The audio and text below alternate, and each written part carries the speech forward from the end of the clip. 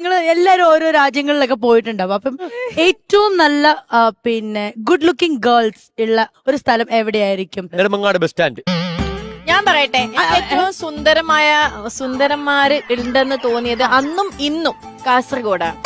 എന്നാ കാസർഗോഡ് നിന്ന് കെട്ടാത്ത നീ എന്തിനാ തിരുവനന്തപുരത്ത് ഒന്ന് കല്യാണം കഴിച്ച? എനിക്ക് അങ്ങനെ സൗന്ദര്യത്തോട് ഒരു ആരാധനയില്ല. ഇല്ല.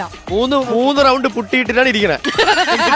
സൗന്ദര്യത്തിനോട് ബാലചേട്ടനോട് ചോദിക്കുകയാണെങ്കിൽ നമ്മൾ പോയിട്ടുള്ള രാജ്യങ്ങളിൽ വെച്ച് ഏറ്റവും സൗന്ദര്യം എന്റെ മനസ്സില് ഏറ്റവും കൂടുതൽ സൗന്ദര്യമുള്ള പെണ്ണെന്ന് പറയുന്നത് എന്റെ അമ്മ തന്നെയാണ്. എന്റെ വീട്ടിലുള്ള പെണ്ണിന് തന്നെയാണ്. ആ രാജ്യം എന്റെ വീട് തന്നെയാണ്.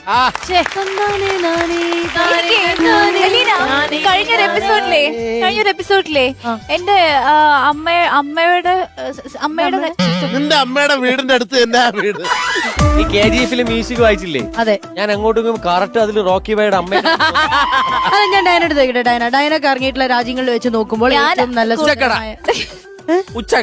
അല്ല, നിങ്ങളുടെ അടുത്ത് നോക്കുമ്പോ ഞാൻ ചോദിക്കുന്ന പയ്യന്മാരുടെ കാര്യമായിരിക്കുമല്ലോ. പയ്യന്മാരുടെ കാര്യം മൊറോക്കൻസ്. കണ്ടോ, അതാണ് മൊറോക്കോ. എവിടെ? ഇറ്റാലിയൻ റഷ്യൻസ് ഭയങ്കര ഭംഗിയാണ്. ലിസ്റ്റുകൾ വരുന്നത്. ഒരു സെക്കൻഡ് നീ റഷ്യ പോയിട്ടുണ്ടോ? എല്ലാ റഷ്യൻസും ഇങ്ങോട്ട് വന്നിട്ടുണ്ട്. ഇങ്ങോട്ട് വന്നാ പോരെ. ബേക്കൽ ഫോർട്ട് കാണാൻ വന്നിട്ടുണ്ട്. ഫോർട്ട്. എന്നാൽ അടുത്ത ചോദ്യം, ഏറ്റവും നല്ല മസാജ് ഉള്ള ഒരു രാജ്യം ഏതാന്ന്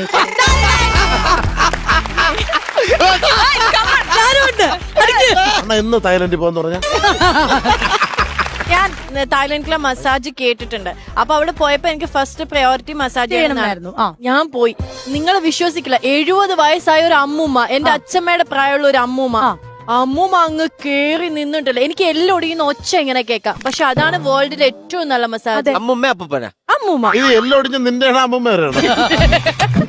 ബാലചേട്ടൻ പറ. ബാലചേട്ടാ, ഞാൻ താമസിക്കുന്ന എന്റെ വീടിന്റെ റോഡിലെ തന്നെ മസാജ് സെന്റർ ഉണ്ട്.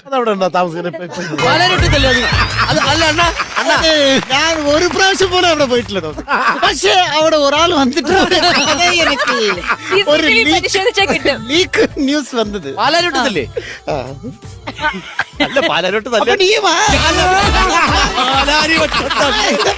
ബാലചേട്ടാ, പൈപ്പ് ലൈൻ റോഡ്.